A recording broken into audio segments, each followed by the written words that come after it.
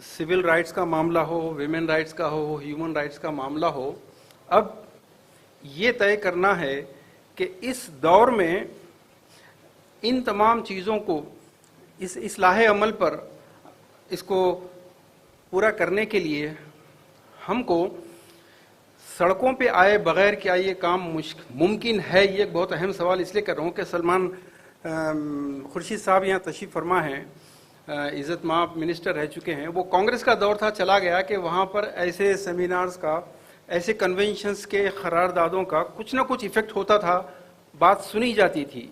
लेकिन आज दौर बिल्कुल मुख्तलिफ है। अब मैं अपनी बात नहीं कर रहा हूँ, बल्कि कन्नड़ के एक राइटर जिनकी किताब पिछले महीने शाये हुई और अब तक तकरीबन 2 लाख से ज़्यादा बिक चुकी है सिर्फ कन्नड़ में, इंग्लिश ट्रांसलेशन भी है, आप अगर चाहें तो मैं व्हाट्सएप पे भेजूँ आपको। उनका नाम है महानूरू महादेवा, नूरा महादेवा ऐसा कुछ है, महादेवा। उन्होंने एक बात बहुत काम की लिखी है कि अब हिंदुस्तान की आइंदा आने वाली लीडरशिप, चूंकि ये गोलवालकर और सावरकर के उसूलों पे चलने वाली है, उसका मकसद सबसे पहले फेडरलिज्म को ख़त्म करना है, प्लूरलिज्म को ख़त्म करना है और सेक्युलरिज्म को ख़त्म करना है। और उसकी मिसालें उन्होंने दी है कि जिस तरीके से जीएसटी पूरे मुल्क की दौलत एक हाथ में आए और वहाँ से स्टेट भीख मांगे उनसे। उन्होंने दूसरी मिसाल एनआरसी की दी, तीसरी मिसाल एजुकेशन पॉलिसी की दी, वो बहुत तफसील के साथ उन्होंने बात की है। और CWE वीकर सेक्शंस के लिए जो हायर कास्ट के लोगों के लिए 10% रखा, उसके पीछे कितनी बड़ी साजिश है। मुख्तसर ये है दोस्तों, आपके सामने अभी हमको आज के इस मीटिंग का जो दावतनामा मिला, उसमें हालात क्या हैं बहुत तफसील के साथ बता दिए गए हैं। उसमें सिर्फ एक ही चीज़ का अगर इजाफा करें कि एक तरफ प्राइम मिनिस्टर लाल किले पर खड़े होकर औरतों के प्रोटेक्शन के लिए बड़ी पुरदर्द एक्टिंग करता है, और उसी दिन गुजरात गवर्नमेंट ने जिन गुंडों को, जिन रेपिस्ट को आज़ाद किया, वो आपको मालूम है। ये जुडिशरी का रेप था, ये डेमोक्रेसी का रेप था। लेकिन सवाल ये पैदा होता है कि मैं ज़रा मिज़ाह का भी, मेरा तारुफ एक मिज़ाह से भी है, आप लोगों को याद दिला दूं कि मुग़ल आज़म में एक डायलॉग है, जब अनारकली क़ैद कर ली जाती है तो शहजादे सलीम कहते हैं कि अनारकली क़ैद कर ली गई और मैं देखता रहा। तो अकबर आज़म कहते हैं तुम कर भी क्या सकते थे।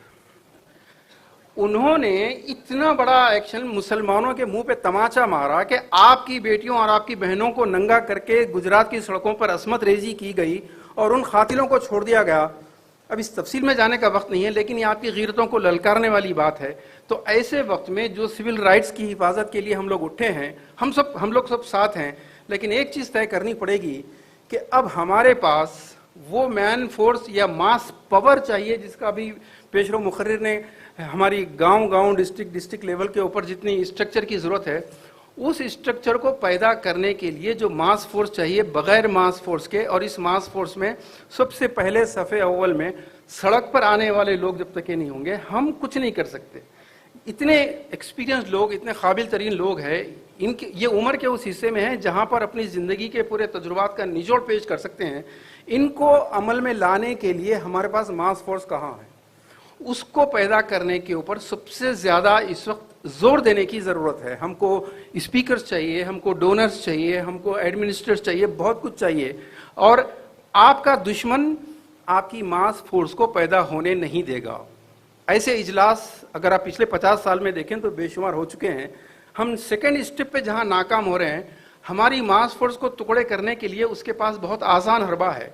जहाँ जिस दिन आप इन सिविल राइट्स के लिए एक तंजीम बना देंगे, उस तंजीम का कोई तो नाम होगा, पॉपुलर फ्रंट होगा, तामीर मिल्लत होगा, MIM होगा, जमात इस्लामी, कुछ तो होगा।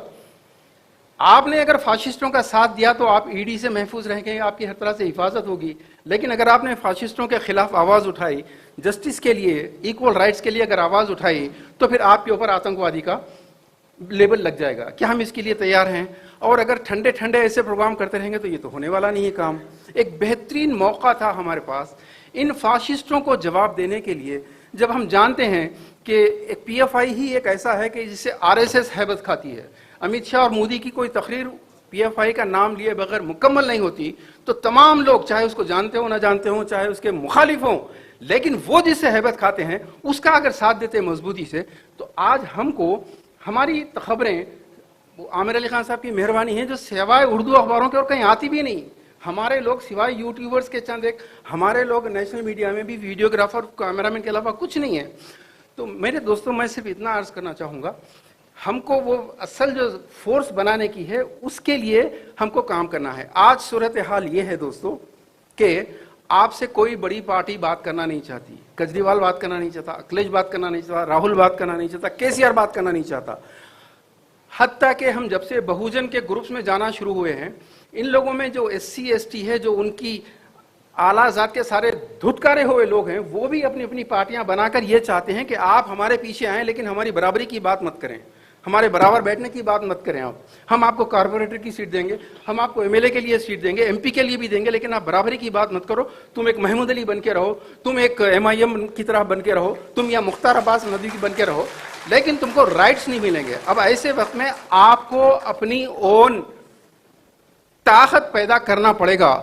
میں آخری 1-2 منٹ میں بالخصوص ان بھائیوں سے گزارش کرنا چاہتا ہوں جو کئی آرگنائزیشن چلا رہے ہیں, ایجوکیشنل, سوشل ریفارم وغیرہ وغیرہ. یہ آرگنائزیشن چلانا اللہ تعالیٰ کی طرف سے ایک بہت عظیم صلاحیت کی وجہ سے ہوتا ہے. یہ لوگ انٹلیکچوئل ہیں یہ بھائی. اور دوسرے ہمارے وہ نوجوانوں کو میں دیکھ رہا ہوں کہ کوئی کانگریس میں گھس رہا ہے, کوئی TRS میں گھس رہا ہے, اور آپ کو معلوم ہے کہ ملنے والا کیا ہے. ملنے والا خصاب کے چھچڑے جیسا لوٹتے ہیں ویسا حج کمیٹی کی صدارت ملے گی, اردو کمیٹی کی صدارت ملے گی. اس سے آپ کو کچھ نہیں ملے گا, لیکن اگر اپنی اون طاقت ڈیولپ کریں گے تو آپ بہت کچھ کریں گے. میں یہی کہنا چاہتا ہوں ان تمام آرگنائزیشنز کے لوگوں سے اور کانگریس, TRS, BJP میں جانے والوں سے کہ یہ صلاحیتیں جو اللہ تعالیٰ نے امانت کے طور پر تم کو دی ہیں اپنی قوم کو کھڑا کرنے کے لیے ہے, نہ کہ دوسروں کی غلامی کرنے کے لیے. آپ لوگ آئیے, اپنی طاقت نہیں ہے تو آپ ایسی کئی تنظیمیں قائم کیجئے, ایسا کچھ ہونے والا نہیں ہے. آخری بات دوستو, چونکہ ہم لوگ ایک ایسے دور میں ہیں کہ ہم یہ بھول گئے ہیں کہ شاید اسلام میں ان حالات کا مقابلہ کرنے کے لیے کوئی گائیڈنس ہے. نہیں دوستو, ہے, بہت بہترین گائیڈنس موجود ہے. کچھ ہر آدمی تکیہ کلام کے طور پر کہتا ہے کہ قرآن اور حدیث, کتاب و سنہ کو اٹھاؤ, کتاب اللہ کو اٹھاؤ. بالکل, لیکن پرابلم یہ ہے کہ ان کے پاس قرآن و حدیث کا انٹرپریٹیشن یہ ہے کہ ہمارے نبی داڑھی والے نبی ہیں, دعاؤں والے نبی, نمازوں والے نبی, ہرے پیلے شملے والے نبی ہیں. لیکن یہ جو بھی کر رہے ہیں کرنے دیجئے. ہمارے نبی انا نبی الملاحم, میں تلوار والا نبی ہوں. ان الجنت تحت ظلال السیوف. اب اس دور میں تلوار اٹھانے کی بات نہیں کر رہا ہوں. اس دور کے ہتھیار ہیں ڈیموکریسی, کانسٹیٹیوشن کی حفاظت, سول رائٹس کی حفاظت.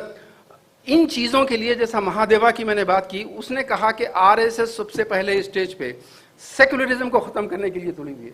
اب جاتی واتیوں کا مسئلہ نہیں رہا, ہندو مسلم کے مسئلے کو بھول جائیے. یہ ہتھیار ہم کو یوز کرنے کے لیے ہم کو نوجوانوں کی فورس بنانی پڑے گی. بخدا 40 لاکھ حیدرآباد کے مسلمان, ایک گوگل پہ ایک بہت انٹرسٹنگ سبجیکٹ ہے 2.5% ریولوشن. کسی بھی بڑے انقلاب کے پیچھے ہمیشہ 2.5% ریولوشن آتا ہے. آپ حیدرآباد کے 40 لاکھ مسلمان, یہاں پر پاپولر فرنٹ کے لوگ بیٹھے ہیں, جماعت اسلامی کے لوگ ہیں, تعمیر ملت ہیں, اور ایسی جو فاشزم کے خلاف اٹھے ہیں, آپ ان لوگوں کا ساتھ دیجئے. صرف 1 لاکھ مسلمان ساتھ دے گا, ہم کو بلا کے بات کی جائے گی, ہم کو ایسا ان کے پاس بھیک مانگنے کے لیے ٹائم لینے کی جانے کی ضرورت نہیں پڑے گی. بہت بہت شکریہ.